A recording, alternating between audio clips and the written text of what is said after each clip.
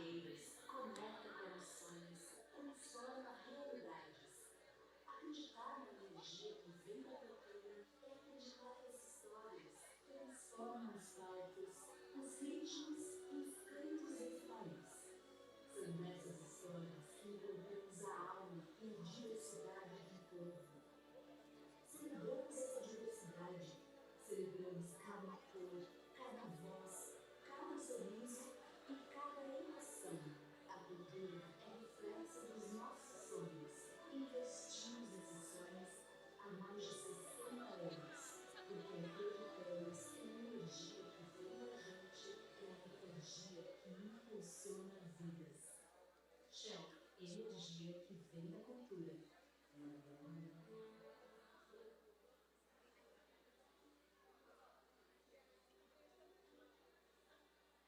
Onde tem cultura, a vaga está.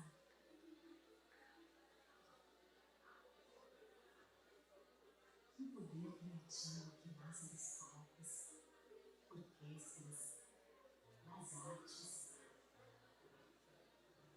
das ruas e dos museus. Na valorização das diversas identidades brasileiras e na preservação de memórias. Onde toca um instrumento, um futuro desperta. Nas trocas de saberes, sonhos e oportunidades se concretizam. Dos projetos que todo mundo conhece, aos que todo mundo precisa conhecer, é valorizando a cultura que crescemos e evoluímos juntos. Instituto Cultural Vale. Dizer que o Brasil é gigante não é nenhum exagero. Mas o país desenvolvido no espaço acima. Ele conta com mais de 200 milhões de gigantes. Como eu e você. Digamos que sai cedo de casa todos os dias. Com força, dedicação, coragem. Pelos trilhos, estradas e aeroportos. Gigantes que não diminuem diante dos desafios. Pelo período de distâncias. Vendo o longo caminho para os sonhos acontecerem. Por isso, só uma gigante como a CCE poderia estar ao lado dos brasileiros no desafio de mover este país. A CCE, 25 anos, moveu o Brasil para gigantes.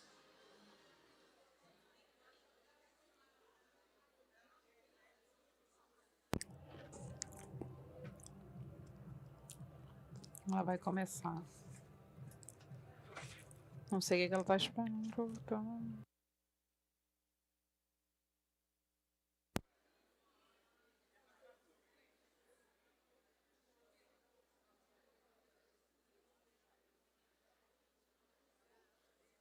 Chegou a hora, gente. Que emoção.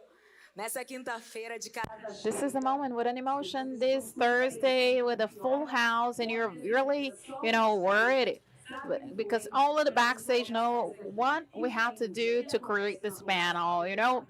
Crazy.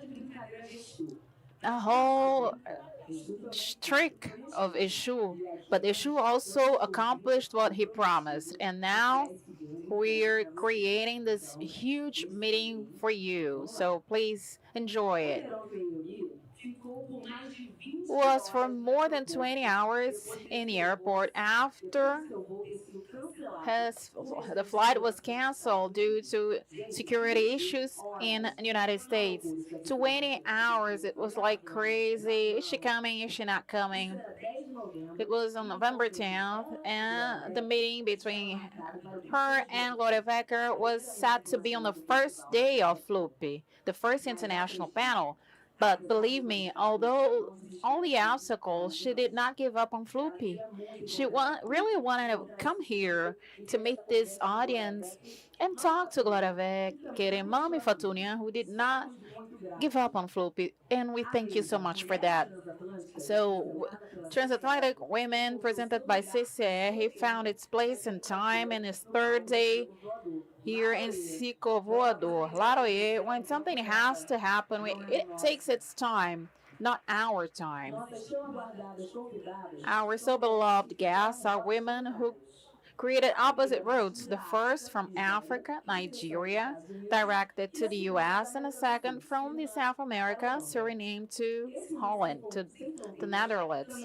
This world without borders is present in the work of the two that are dialoguing, that are talking about gender, race, and contemporary philosophers, which is fundamental for the decolonization of the world.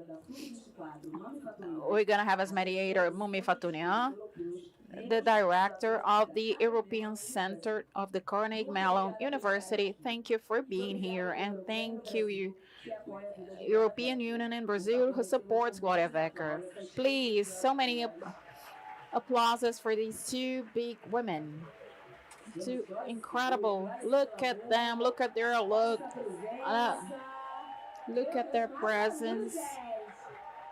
Guys, you gotta be louder. Come on.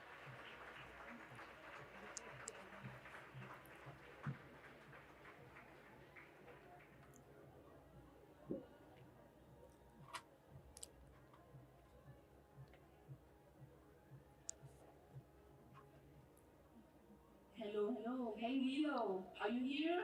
Hola. Are you Here! Woo! So excited, so happy to be here. Rio is like home now, and I'm really happy to be here for this table, and for this table with two women who have been and who are still very important, not just for my career, but for the career of so many other women in the diaspora. It's been absolutely incredible for the past 2-3 days to walk around with them in the streets, and it's just impossible to walk without having somebody jump, right, at auntie and go, "Can you sign something?" So it says something. And before I started the conversation, I wanted to share something with both of you. I wanted to read lines that I wrote for you, Gloria, and that I've readapted because the intention works for you too. You are the first Black European feminist that I ever read as a student, and you are the first African feminist that I ever read as a student. The text is called Magsama. In Senegal, where my family originated, Magsama is both a salutation, an acknowledgement, and an endearing word with no real equivalent in my native French. Part big sister, part friend, part auntie, the Magsama is at once a person, a place, and a feeling. Not necessarily related to you by blood, it is a person who brings you comfort, the person who can hear your secrets and untangle the roots of the deepest taboos, those you cannot share with a parent. The Magsama is also a place where one restores the heart and the soul, a place to dream and learn, laugh and cry, be annoyed or joyous. My dear Gloria, dear Oyeronke, this is what you are to us, to generations of Black girls in the diaspora who learned with you that it was okay, to have questions. You are Magsama to generations of Black girls in the diaspora who learned with you that these questions were not figments of our imaginations. The tremor we felt in our bodies, the silences nested in our European tongues, and the shadows that we saw inside neatly put together grand narratives. In you, we found comfort and sketches of possible futures. We are the one that you write for and about, girls from Paramaribo, Bahia, Limones, Afro-Dutch, Afro-German, Afro-English, Afro-French, and Black women throughout the diaspora who embody the entanglements of past and present, while living and being the future, a vanguard grappling with the long history of Black liberation that Beatriz Nascimento wrote about. I learned from you that it was okay to talk about oneself, to talk from oneself and one's place in the world.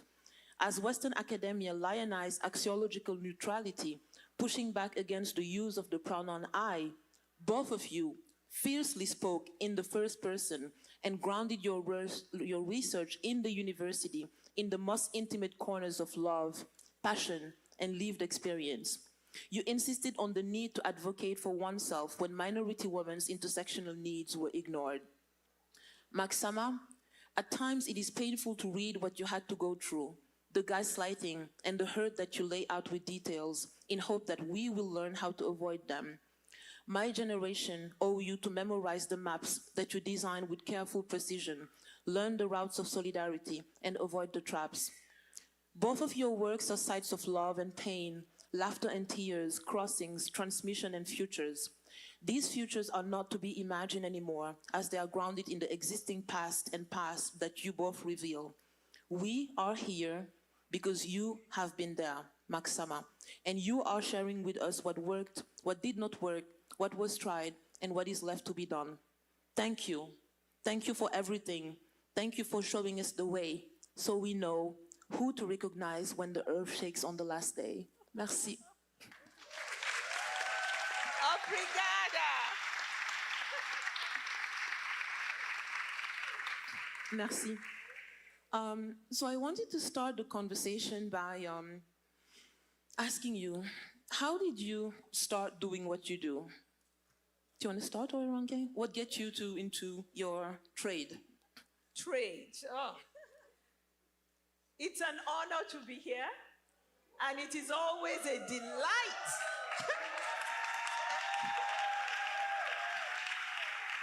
It is always a delight to be back in Brazil.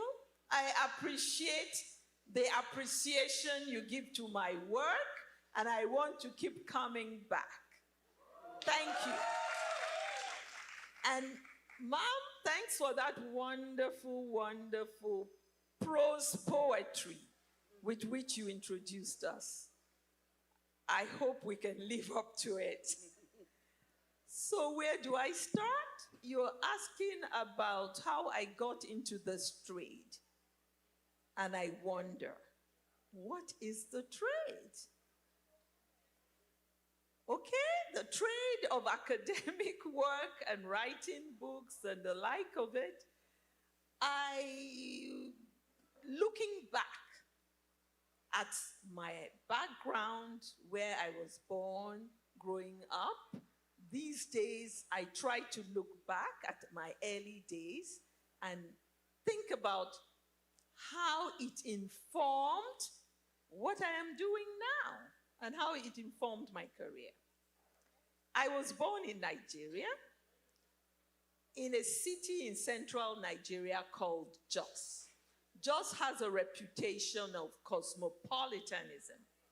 And why it's important in my background is that I am Yoruba, but Jos was not a Yoruba town. So I grew up in a place to which my family had migrated. And that's important.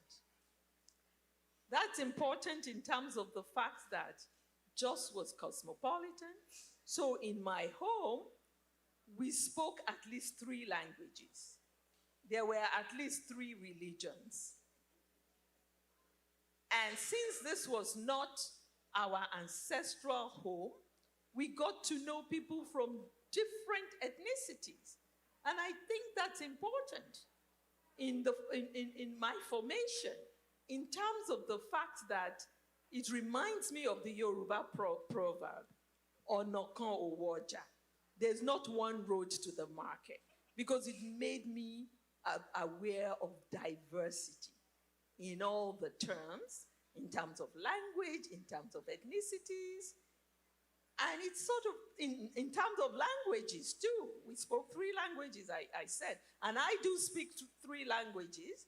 I'm happy to say I speak 1 European language and 2 African languages. Usually people speak a lot of European languages, but only 1 African, even if they do. So I speak 2 African languages, and I think that's a privilege, especially at this time in history. So those were my formative years, and I came from a family in which I don't know how to put this modestly, but I was born into royalty. And so we may not have had, the royal family may not have passed down some of the imperial crowns or diamonds, because my royal family did not steal other people's wealth as other people did.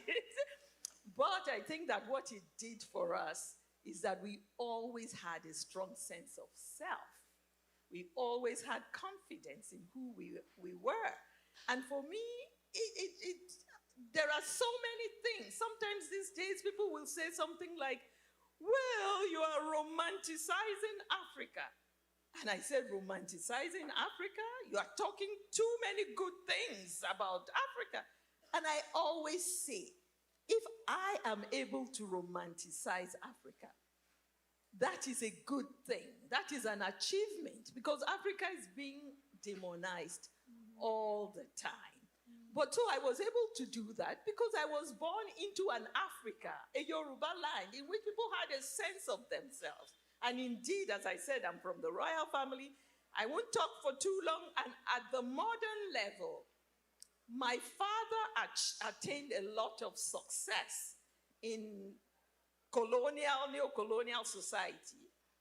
But, for example, in 1957, which was 3 years before Nigeria's independence, my father actually went to Europe to do business. He became an importer and exporter. So this was my background. And I think in certain ways, it set me up for now. Thank you so much. Thank you so much for sharing those very intimate words that help us know you better. And Gloria, how did you come to doing what you do? Yes, okay. Well, welcome everyone, and thank you for coming to this very special conversation between Oyeronke and me, mediated by Mom. My story is one in which migration plays a significant part. I'm the fifth of 6 children, and my parents came to the Netherlands from Suriname, neighboring country. In 1951, they went to the Netherlands because at the time, it was so that civil servants who had worked 6 years for the colonial government were entitled to stay in the mother country for 6 months, where your passage on a boat was paid, and you got to the motherland, and that was, of course, meant for white civil servants who shouldn't forget what whiteness meant. They shouldn't stay in the colony forever and imagine themselves to be Surinamese. They shouldn't go native. So my father had risen to a rank in the police where he qualified for this furlough for 6 months. He wanted to study law in the Netherlands at the University of Amsterdam, and that wasn't possible in Suriname. So while we were here, my parents decided together that we would stay. They wanted the opportunity for my father to finish his studies, and they wanted better educational opportunities for the children. So all through my life, education, education, education was the motto in my family. We should rise in education, in status, and what have you. My father, at some point after the half year had passed of his furlough, needed to find a job. So the first thing he did was to apply for the Amsterdam police, and they didn't want him. I wonder why. Oh, really? And so it is such a bittersweet thing to me that I am now an advisor to the National Dutch Police in the framework of a program, Police for Everyone, I'm a member of a board of 8 people who give advice to the national police when they request it, or out of our own volition, we give them advice on what to do in becoming a police for everyone. And there's still a lot of work to be done there. But that is my kind of revenge to commemorate what happened to my father. So education was very important in our family. We were a black island in a white sea in the Netherlands in 1951. There were no words around to talk about race. There was no discourse. And of course we knew. So, and actually this is one question that I wanted to get into with you. This, how do you get to be one of the, I mean, when you start working in these questions, working on race in the Netherlands, where race does not exist. I mean, and me coming from France, I completely understand that the word race was actually, how do you work on something that you're told does not exist? How do you get to work on, I mean, the pioneering work that you did on white innocence, right? Can you explain, I mean, how do you get into, and it relates to my first question, on working on something that you're told literally does not exist? Right. So we did find ways amongst ourselves to talk about race. Who is ourselves?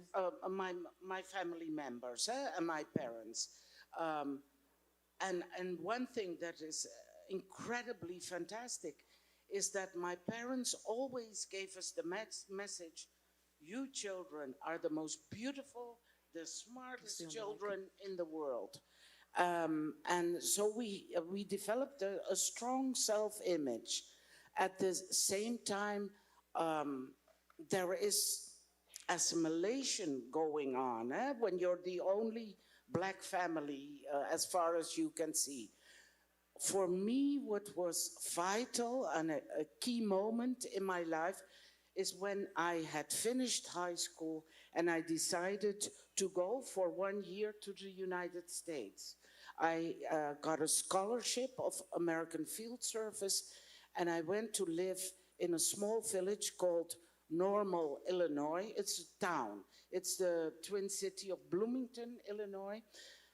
During that time, I got to know black friends. I got black female and male friends. I sort of was introduced to what it meant to be black in the States. And that opened a whole new world for me. During that year, also Jesse Jackson came to Bloomington State University, and he gave a talk.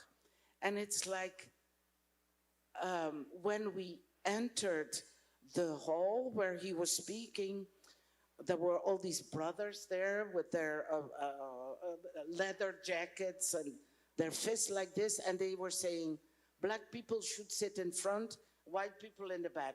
And I had no idea where I should sit. What? I don't know. But my black girlfriend that I was with walked straight to the front, so I walked with her. So that has been such an imprint on my life. It's, as Angela Davis says, from that moment I became a little soldier for the revolution.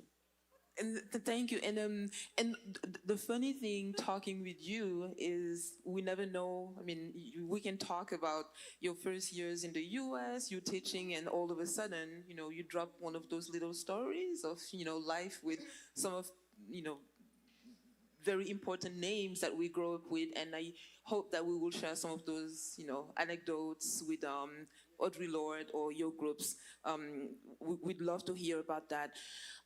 I want to come back to you, OYERONKE. So one thing that I found really striking about both of you, and right before the panel, you mentioned that here we are, because we're wondering about the language for this panel, and we're going to speak, in a Western language that is none of the three of us, maternal tongue. and I really want to, take a moment to address this question of language, the question of translation. But before that, when I look at both your works, something that I found also very striking is that both you, Gloria, the work that you do around Mati, the politics of passion, and you, OYERONKE, your lifelong analysis of, for example, the gender-neutral characteristic of the Yoruba language are both striking in the way you look at gender and sexuality, and their modern reading, their modern stratification as Western construct and colonial construct. And not only you help make those links visible to us, but you also give us tools to deconstruct those. So I want to start with you, with something that might sound like a simple question, but what is gender? What is gender? A huge question. A huge question. That I don't know who can answer it. Because when they asked Judith Butler, what is gender, most recently, there was some confusion. But I must say that question, what is gender, is one that I had asked myself too. And I believe in my book, Invention, there's a point in the introduction in which I said, the day in which I asked myself, what is gender, is the day that I began to understand the work that I needed to do. Because gender is not clear now.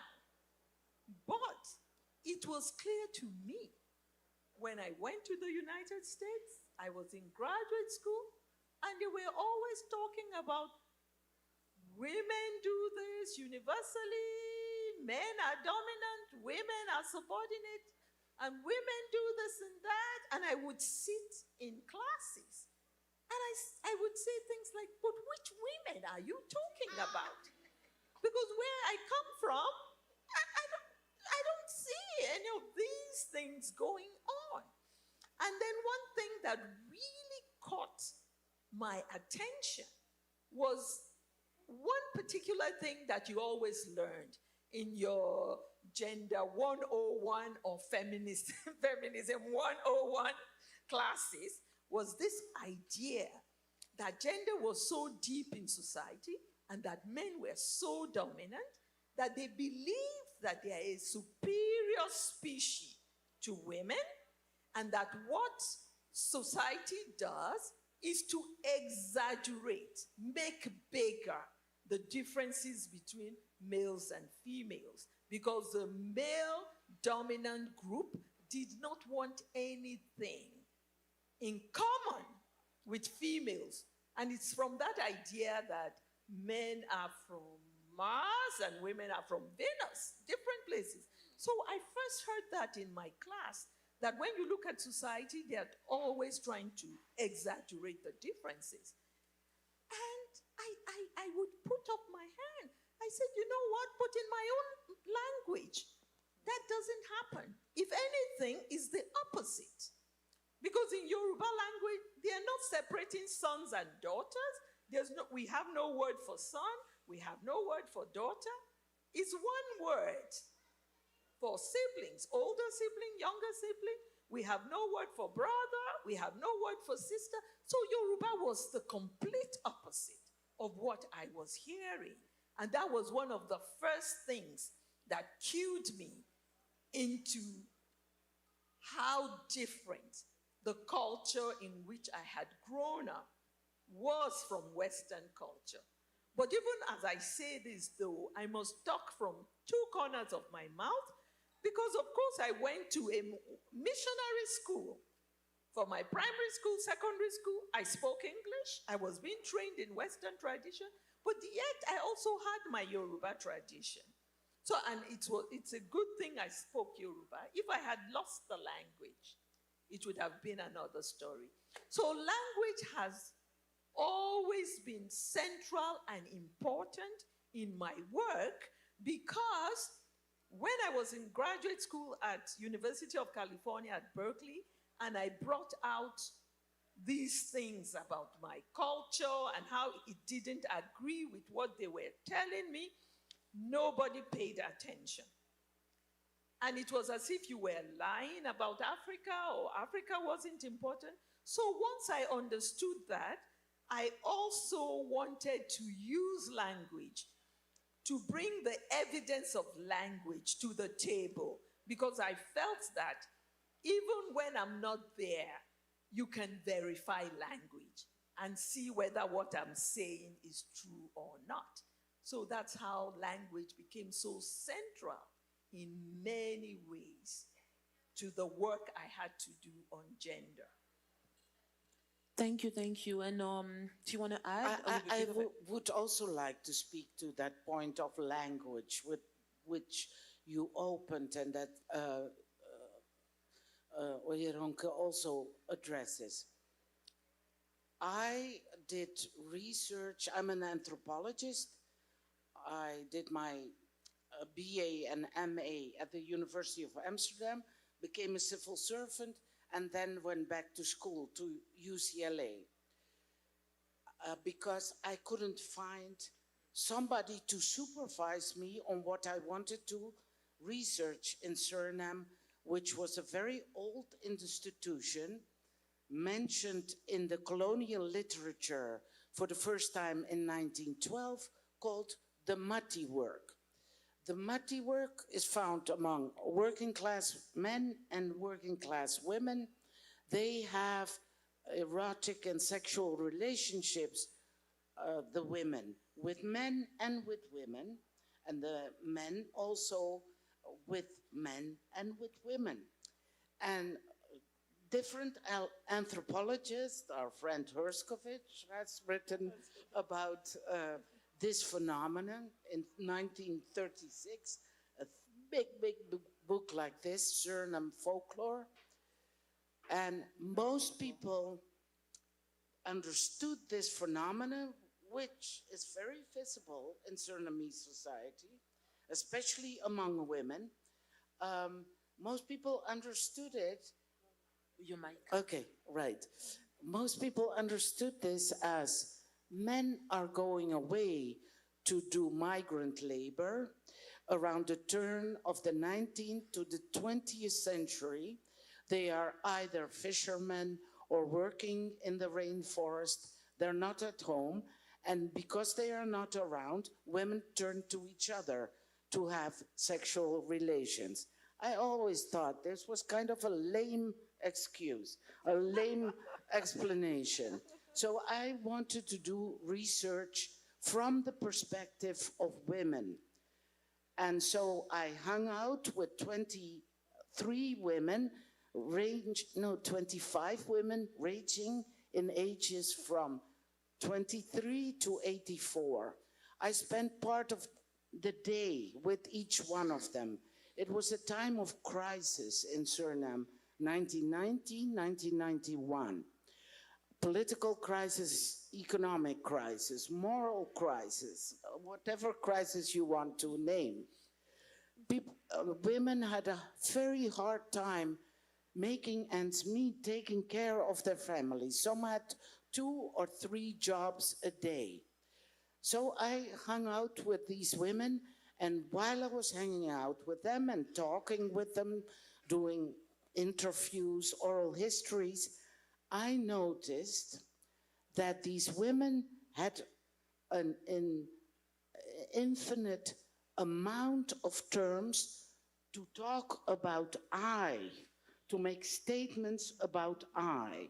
So irrespective of gender, men and women can talk about self, make statements about self in masculine or feminine terms, in singular or in plural terms, and thirdly, in terms of the Winti that carry them. So Winti are the equivalent of Orisha, or carry people. So somebody can say, an older man who was an alcoholic says, "Mi Winti no wam me drimoro."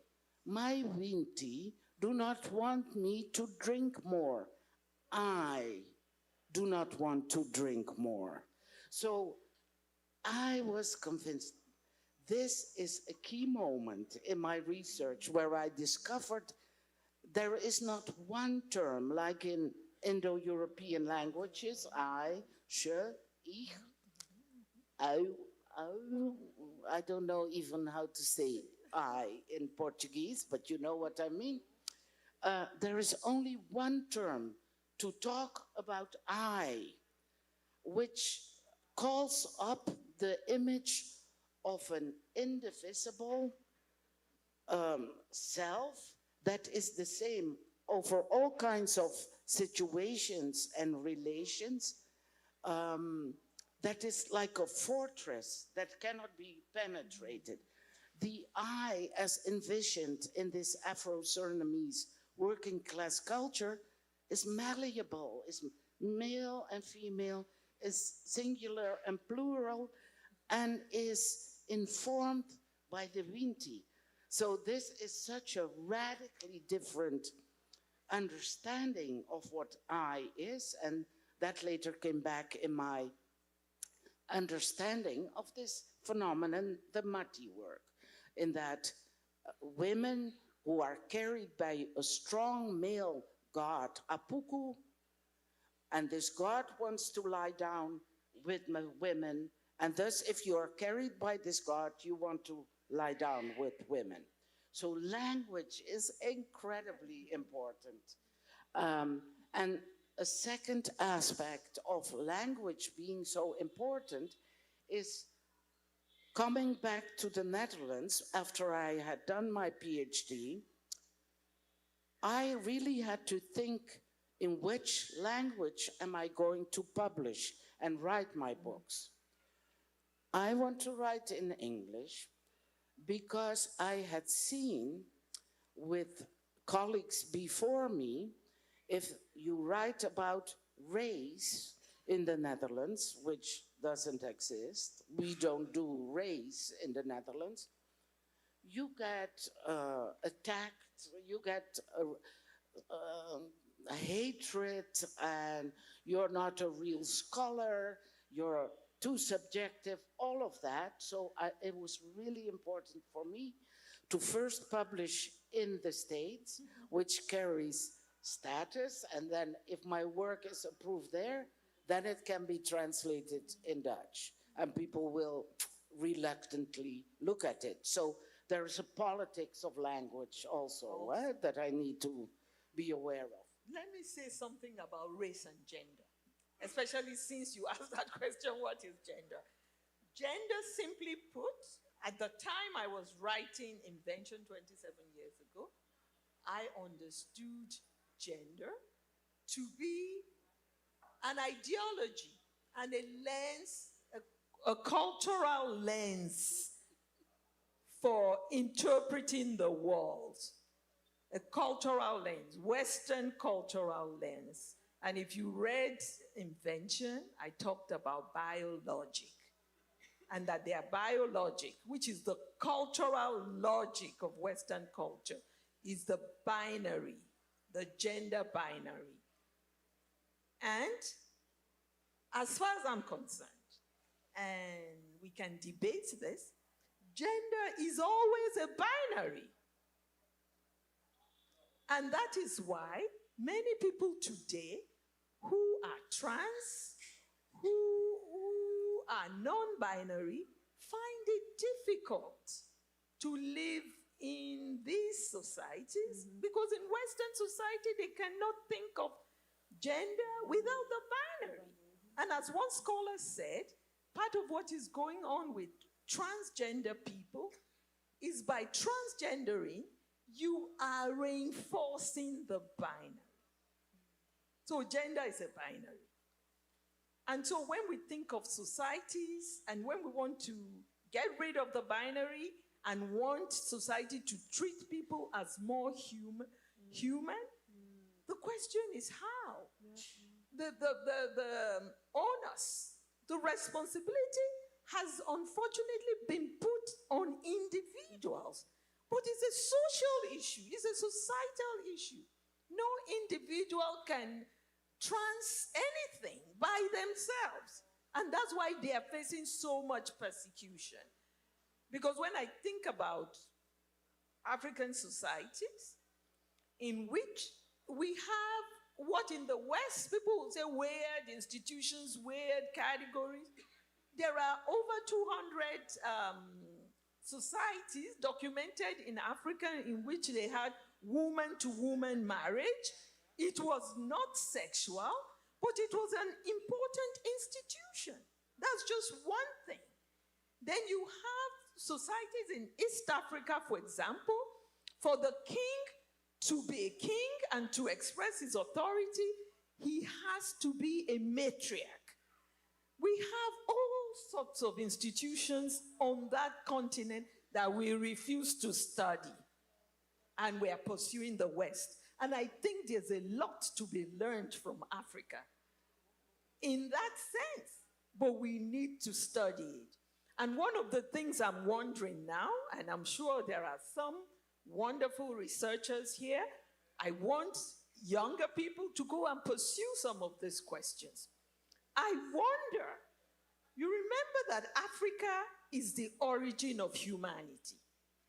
And one of the things we know biologically is that Africans have the most diverse DNA. Because that's where people originated from. That is well documented. So the question is, perhaps the diversity of our social institutions also come from the idea that as Africans, we have existed for at least 350,000 years. What have we made of that knowledge? Humans left Africa. The ones who left, I think anthropologists say about 50,000 years ago. And the only history, sociology, academic work we're doing is on the 50,000 years, or when what Europeans think is important. What about the 300,000 years of Africa in which we didn't destroy the earth? The earth is still here. Those things are important. So the whole question of gender and me doing work and waking up one morning and saying, there's no gender in Yoruba. And initially it's like, are you out of your mind? But over the years, many people are seeing it more. So when I started graduate school, I discovered and I wrote about the fact that gender is overdetermined. Gender everywhere. It's in the sun, in the moon. It's used to interpret everything in Western culture. But when it came to race, I did not know I was black until I went to the United States. And the black Americans especially, they don't feel too comfortable with us saying that. But that is the truth. And that's another story. That's another story, but I think it's a story that we can tell because, I mean, this panel is, thank you.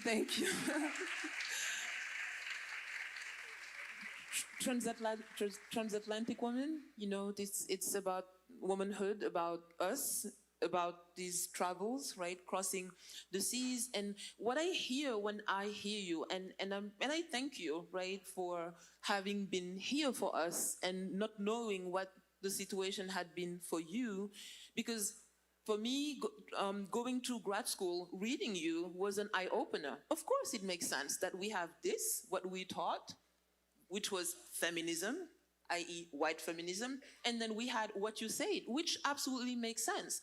What happens when you change the language? What happens when you open yourself to another way of seeing the world? What happens if you open yourself to other cosmogonies? What happens if you open yourself to indigenous knowledge, or whatever indigenous is? What happens if you open yourself to Africa, right? So for us, and I often tell my students this, it makes them laugh, but I think it's true right now. The word decolonize is very fashion, right? Fashionable. We want to decolonize the university. I think it's impossible to decolonize the university. You don't decolonize a place of horror, you can only colonize it. And one way we do it, right? One way we do it is to use these ways of seeing the world, these ways of feeling the world, these ways of saying it that are beyond those rules, words that the university and the academy puts for us. And that brings me to something that, for me, beyond the word that you write, beyond the work that you do, is, and you can see it if you go on social media, how we talk about these two queens, that for me is your books or something, right? It's a legacy. But for me, what is the biggest legacy that both of you have is the way you're helping us think of our subject. What is Black European studies? What is Black feminist studies, right? And in something that is very clear in the past that you've created for the past decades is that feminist studies, we are able to create these departments, but somehow it recreated some like hierarchy of knowledge that you both say really mimic what capitalist hierarchy are, racist hierarchy are, liberal hierarchies are. And you both really push for the creation of spaces where Black women in the academy will feel more at ease. What would those places look like? Gloria, and then OYERONKE. Yeah, wow, this is a huge question, of course. And when I bring it back concretely to what I did in the academy, in Department of Gender Studies at Utrecht University, I was appalled when I came back to the Netherlands to have to fit myself into a situation which was as follows. At gender studies, only white women were dealt with. There were no questions asked about race. Whiteness was everywhere. There were other places where women of color were studied. That is in a department of ethnic studies, where the other is studied. And then thirdly, there were places where women of the global south were studied, that is in departments for development cooperation.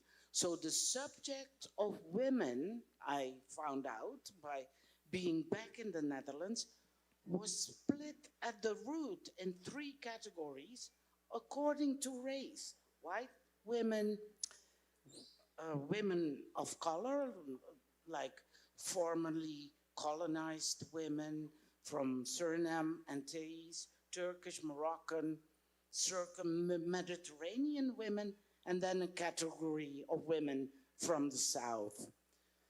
So what my efforts have been aimed at, with considerable difficulty and met with rejection and a lot of white female tears, is to point out it cannot be the case that the subject of woman is split according to race. We need to study all kinds of women and look at what are differences and what are commonalities, but you cannot do this thing by sleight of hand, that you split women from the beginning and then study them as if they have nothing to do with each other. So that has been my mission in the Netherlands, to teach and talk and write about that we need intersectionality. We need to ask critical questions of gender studies, just as other departments need to ask critical questions, for instance, ethnic studies. Why are we only studying the other and not the white self? Why are we only studying men in those areas, disciplinary areas?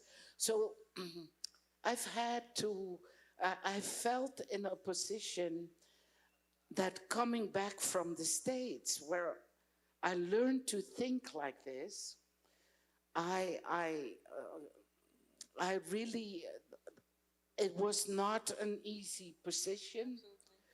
I was the only black professor at my university, the second black female professor in the Netherlands. That has not been a lot of fun. It has been really, really difficult, and pressure and resistance for bringing these subjects to the table. But when you're asking what kind of places do I envision, is that intersectionality has now at least verbally become part of all curricula in the Netherlands. It is part of the curricula, but it's the words. Is it really what we feel, what we, you know, is it the intention of intersectionality that is being, you know, that is the fashion word that we hit right now? And the reason I'm thinking about that, I mean, I'm just, when I hear this, it's, I don't even understand, you know, what it means to be the second, right? The second black female professor in the history of the Netherlands, right? How daunting, what it means for you as a doctoral student, as a young assistant professor. But when I think of, you know, what you write about, what this ideal community, and I'm using the word community even if I'm thinking about those departments in the university, my question is, what is the place of life or people, groups outside of the university in those those spaces that you dream? And I'm thinking here, going back in the past with a group that was very influential in your life, Sisters Outsiders. Can you just tell us a little bit about that group, that community? Yes. Of badass women? So when I was very young, like in my late 20s, early 30s, the second feminist wave had started. And so here and there, you saw some black women. Not a lot. And so naturally, the black women banded together, and we were forever talking about what are we actually doing here with these women, these white women, who we explicitly asked, you know, of course, we are all of the opinion that we should do something about sexism. But are you also convinced that our stances should be anti-racist by definition? Never got an answer to that question, which we were already posing in the 70s, so relatively early on. So then you get a development where black women leave the white women's movement and start our own institutions like Black Women's Radio, Black Women's Advice, and newspapers, and all kinds of our own institutions. And so I was part of a group of black lesbians who wanted to write our own poetry and prose and start a literary salon, which would take place once every 6 weeks in one of my co-founders' house. She had a big attic where we would gather with black women and read our and each other's work to each other, which is wonderful. So this is in the course of the 70s, early 80s. And then we hear that Audre Lorde, who I had gotten to know through her book, Sami, a new spelling of my name. I saw it in a bookstore, in a women's bookstore in Rotterdam. And it looked so nice with a purple cover, and I really felt attracted to the descriptions on the book. So I started reading that book that night. I didn't go to bed. I read it in one evening, in one night. And I passed the book around to everybody who wanted to read it. And then we decided we would write her a letter. We knew that she was coming to the Free University in Berlin that summer to also get treatment for her breast cancer. And so we wrote her a letter explaining who we were.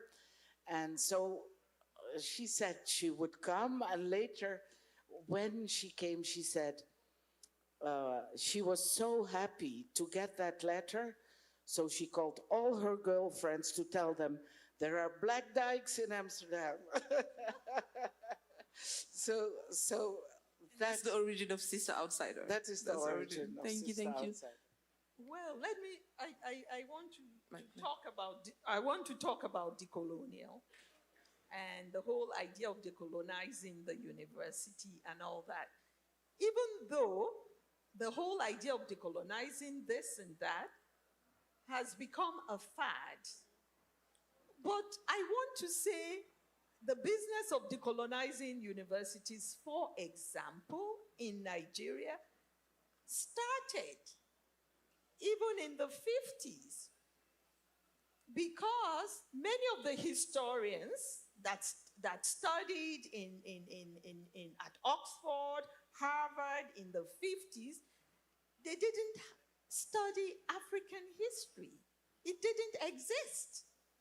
So after they got their PhDs, they came back to Nigeria and established African history in the university.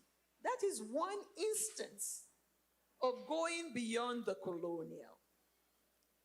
And there's a longer history, and there's a larger history in relation to the idea of decolonizing the university. You cannot decolonize the university by itself.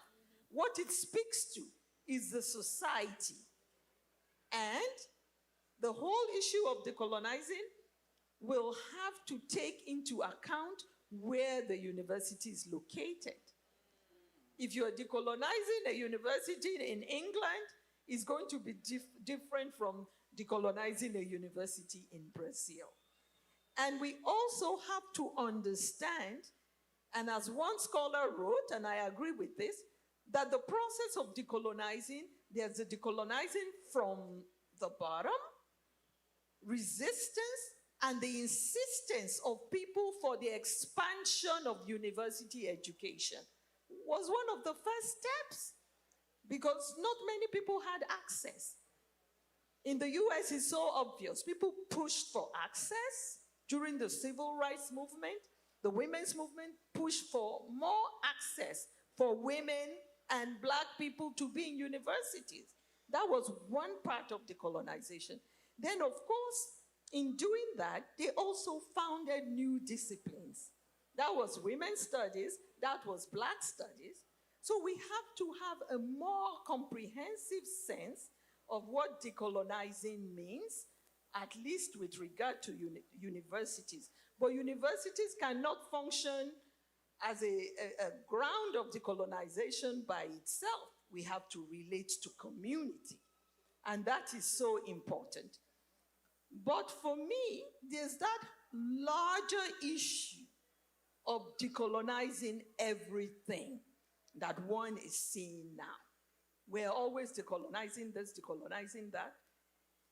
But for me, whenever that word colonize comes up, whether it's in decolonizing or pre-colonial or in post-colonial, it reinscribes whiteness. I'm not saying we can't use it, but we have to use it judiciously. As somebody asked, and I want to ask, and actually think I'm also speaking from an African perspective. Do we do anything else besides decolonizing? We are a people, as I've said before, who founded humanity. Western civilization is 200, 300 years old. Why should that be the beginning and end of our lives? I mean, we are Africans. We gave back to humanity, we gave back to God, and all we can think is white men doing something called colonial. Yes, let's address colonial, but that cannot be the beginning and end of who we are. I ask the question.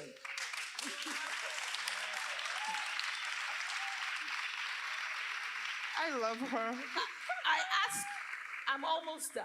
I ask the question, decolonize, but to what effect?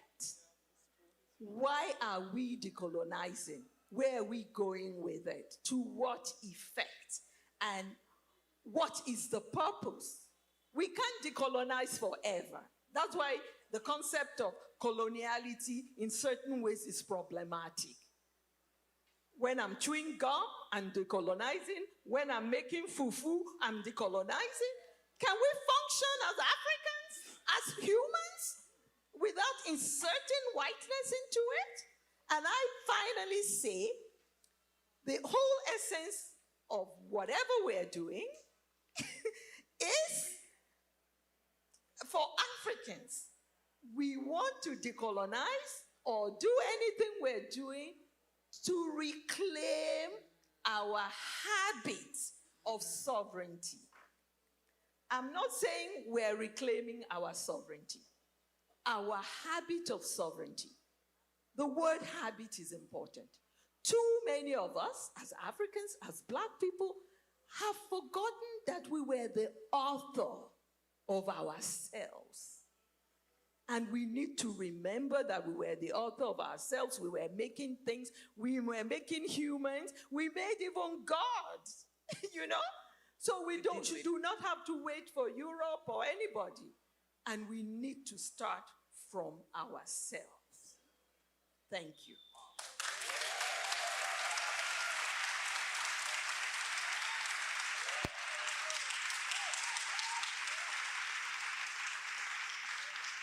We made ourselves, we even made gods. Remember that. We even made gods.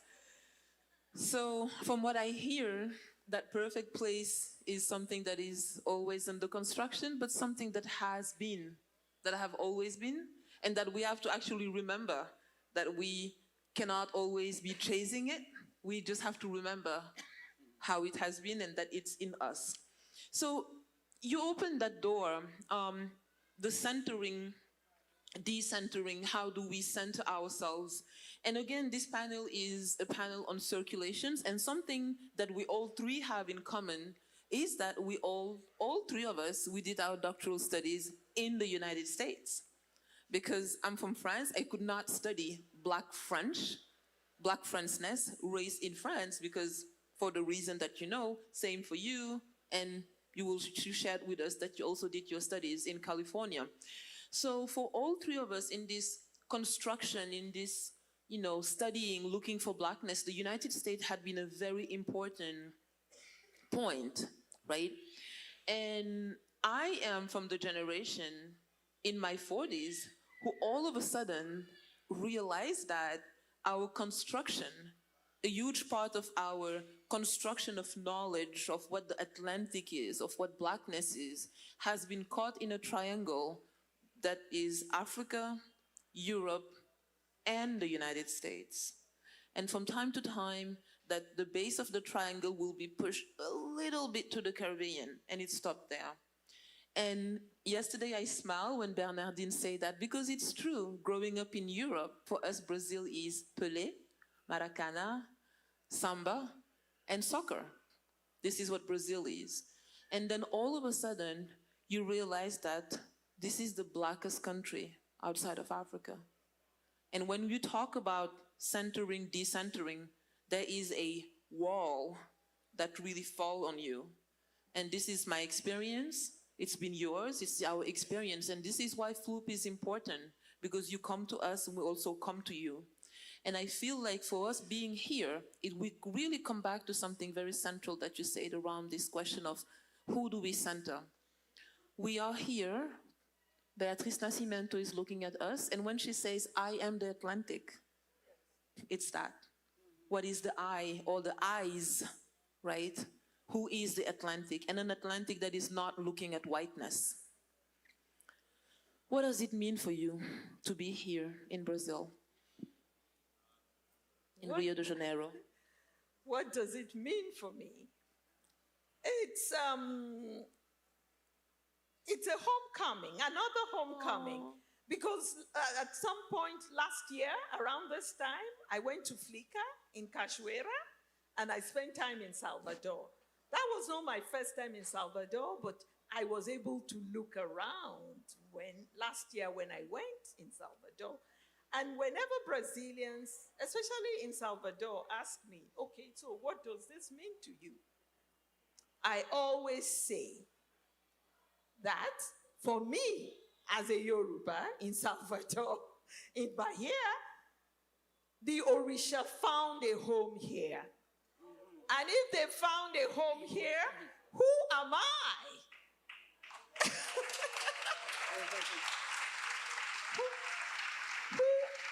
who am I not to embrace Brazil? So this is my first time in Rio, but I've been to Cachoeira, I've been to Salvador, I've been to Sao Paulo, I've been to Brasilia too. And now I have added Rio de Janeiro. And whenever I come to Brazil, the way in which people embrace my work and talk about it stops me in my tracks. And I think again. I learn from it. What is it they're seeing? Brazilians will say, you know, we see ourselves in your work, and it stops me, and I reflect on it. And I want to say something, that in a certain sense, I have a longer history with Brazil than people may realize. I lived in Guyana, British Guyana, right? And Guyana shares a border with Brazil.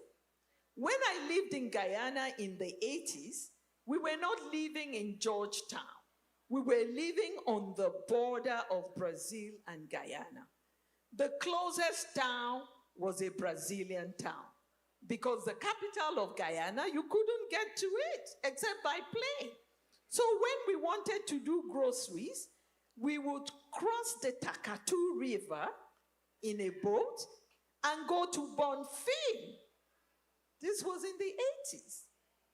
So for about a year, Brazil was in my life. I was crossing the river and coming into Brazil. That was at an earlier time. I lived in a part of Guyana in which you have the Amerindians, the indigenous people. And it was as a result of the time I spent in Guyana. I spent my second year teaching at the university. I was invited to teach Yoruba. And I said, I've never studied Yoruba. I can't teach it. But there were Guyanese Afro-descendants who wanted to learn the language. So I gathered myself at the University of Guyana and started teaching them.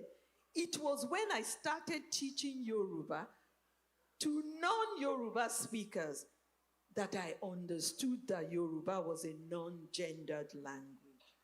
Before that, I didn't think of it. All this around Guyana and my sojourn in the early 80s.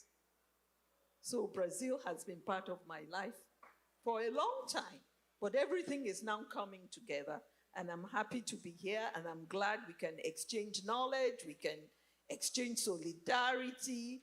I can learn about Beatriz Nascimento and her concept of Ori, but I'm talking too much. This is great. It's always a pleasure to hear you. I don't think that I'll ever say that. And what about you, Gloria? Yes.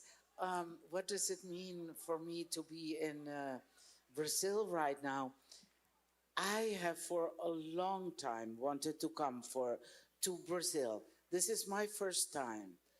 And it's thanks to Mom who invited me to come and have conversation with OYERONKE.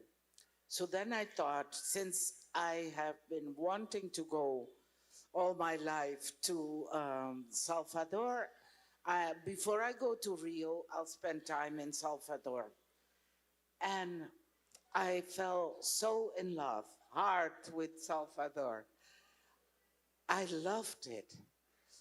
It really felt like it feels so familiar. And I have been to several candomblé ceremonies. It reminds me in many ways of Vinti, our Afro-Surinamese religion. I am certain that I will come back. And what it means to be in this company of so many Black women is also very significant to me. I find the atmosphere at this conference so warm and embracing. I think it's a very rare feeling, you know, to get this warmth and to be able to exude it and it be received by others is very special to me. I find this a magical, beautiful place. And I really would like to also try to learn Portuguese. It's a yay.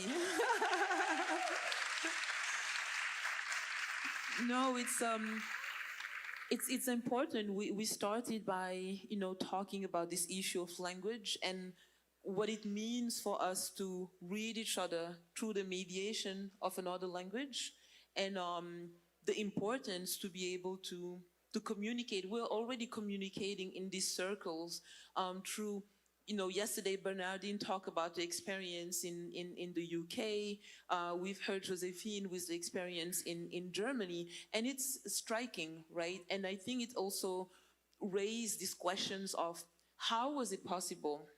I mean, this is a question that I ask myself a lot, right? How was it possible that we built in so many parts of academia this knowledge of the Black Atlantic and hiding Brazil? I mean, Brazil is not, you know, a little pen that you can hide under a carpet, right? So it raises so many questions in knowledge, in what is knowledge, who is considered a legitimate producer of knowledge, and how can all of us here bring, you know, our participation in the ways we are looking at, revisiting this, you know, this concept of the transatlantic, this concept of Atlantic, and looking at us, because when I tell you that this is how I grew up, right, looking at Brazil, this is not something that is unique to just me in France. And I don't know how it was for you when you think of what it means to be, you know, from Holland, or what it means to be from France. I mean, were you imagining that this is us, right? So it goes both ways, and how going up forward, I really like what you said about, you know, decentering ourselves from the persons, the things that had been at the center, and that even when we are fighting against that thing, we are still centering it, because it's the paradigm of what you fight against. So one thing that came to mind and that I wanted to ask you is, you are trailblazers for generations of people in academia, but also trailblazers, and I know that both of you paid a hefty price for that, in making sure that the work of academia cannot just happen in the ivory tower of the academia, and that the work that you use the word community so much, it can only happen if it's in dialogue with the community, if it's right. And so many things are happening. We're thinking that with new generations, we're doing lots of work. We have 8 panels here with 100 Black academics from Brazil. So things are happening, right? But still, we have issues. So what advice would you give to young women here, young people here, young Black people here, who are either in the academic world or are following the work that is being done in, by artists, academics, community members, activists together, that are doing the work, but still there are so many blockage. There are so many blockage, and we're still being marginalized. What advice would you give them when sometimes we feel like, we want to give up? The advice I would give them is mirroring what I did when I found myself practically alone in the Dutch Academy. Not practically, alone. Alone, yes. Read her bio. I needed a community, and I found that community with Black men and women in other parts of the world, in the UK first, and also in the US, importantly. And then in the course of time, I saw more women of color in other European countries coming into the university. In very small numbers, like in Sweden, in the Nordic countries.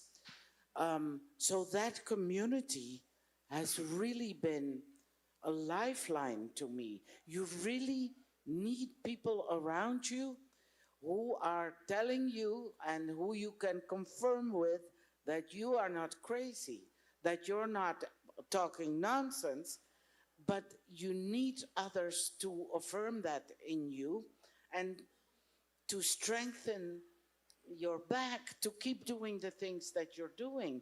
Because the difficulty is about centering ourselves. I find that really difficult.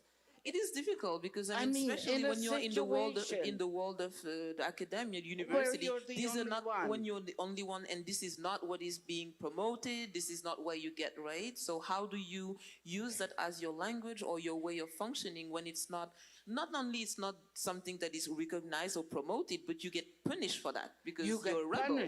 You're a rebel, right? Yes, and what it also means is you need not only to know the canon in your particular discipline, but you also need to develop a counter canon on your own terms and your own strength in order to be able to communicate with your colleagues. You need to do double work. So it is an incredibly difficult position to be in, I have found. So you need community people outside of the academy to converse with, but also people in other countries. But we need to continue to do the work. We need to do this.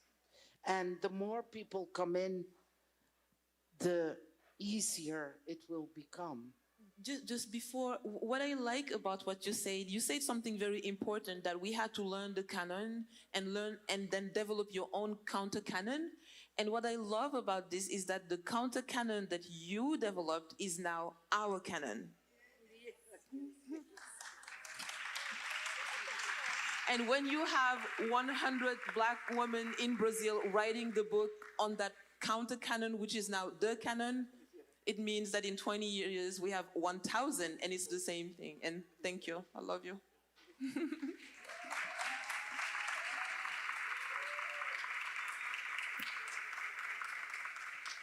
my, that is wonderful. Community, the collective, that is the watchword.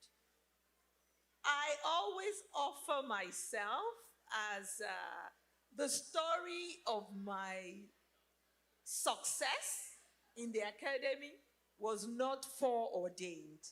Why? Because even up till now, I have no discipline. And I'm not talking about my character.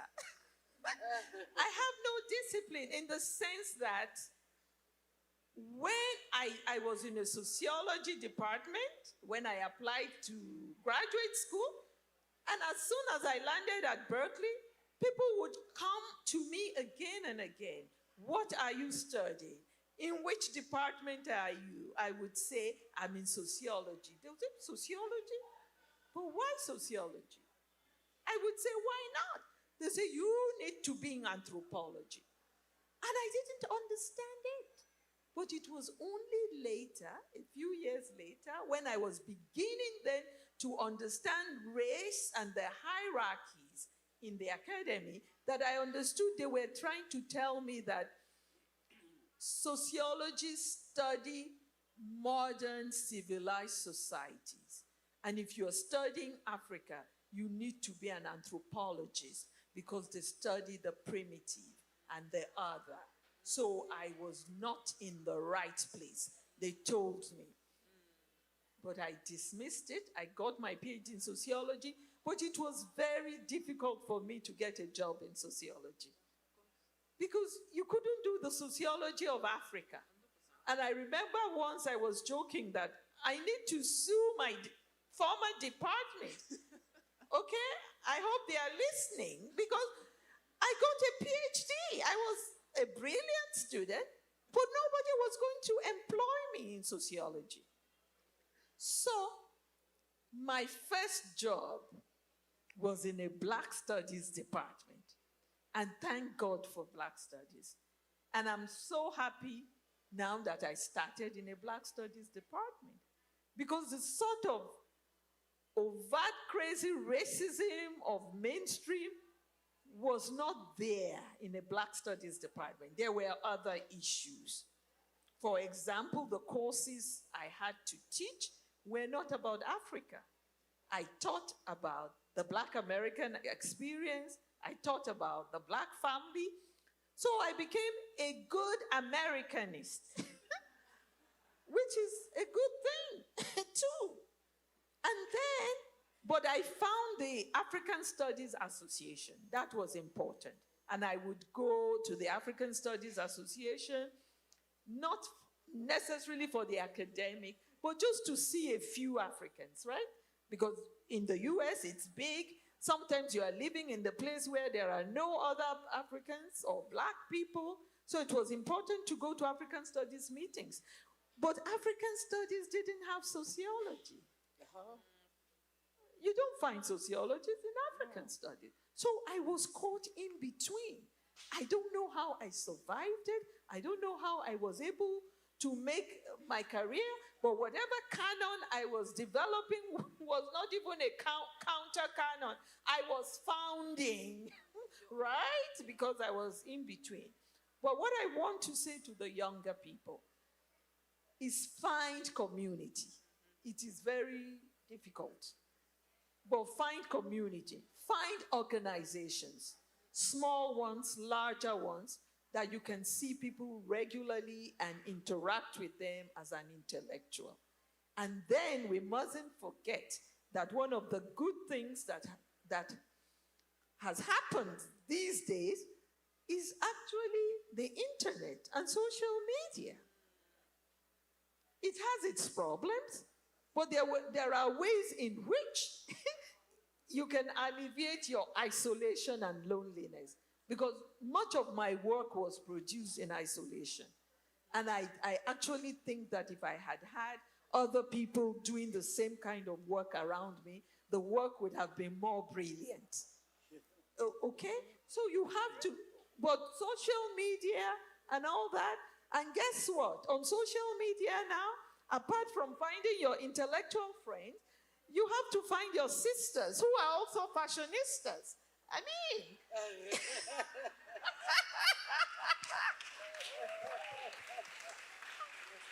She's something. yes, as a young friend who is a professor in England, a Nigerian, likes to say, we have to bring all of ourselves into the room. All of ourselves. That is the only way in which we're going to be whole. Oh my God, I love that. Did you hear that? Did you hear that? We have to bring all of ourselves into the room, you know. In the US, there is a saying that says, when you're not sitting at the table, it means that you're on the menu, right? When you're not sitting at the table, it means that you're the thing that is being eaten. And with institutions, you know, media, universities, theaters, art places, opening themselves more and more to us, right? Black people, Black women. Sometimes the way that words, that proverbs get translated, it's one of us gets at the table. And that one of us means that all of us are sitting there, which is not true, right? So we see this tendency of having the proverbial Negro, right, or the exceptional one. No, all of us deserve a seat at that table. And if there is not enough chair, we're gonna listen to Auntie OYERONKE. We'll push the table and just sit in the room, right? All of us, in all of our ourselves-ness. And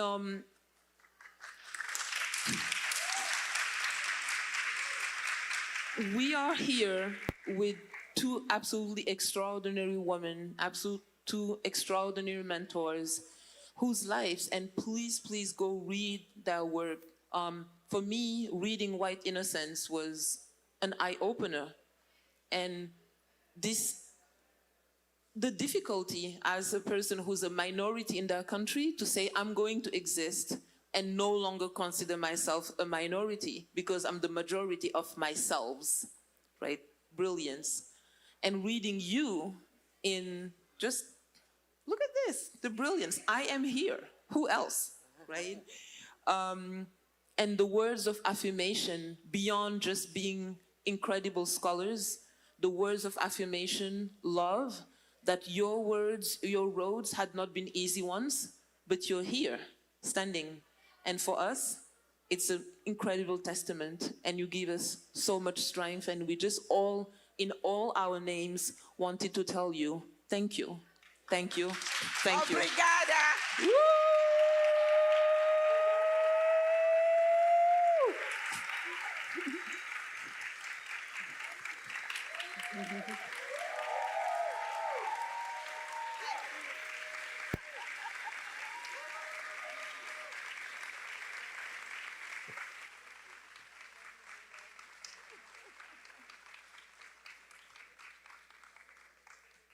Merci beaucoup, Rio. And next year, you know what? We are coming back, and this is happening in Portuguese. Obrigada! I'm starting already, okay? Obrigada!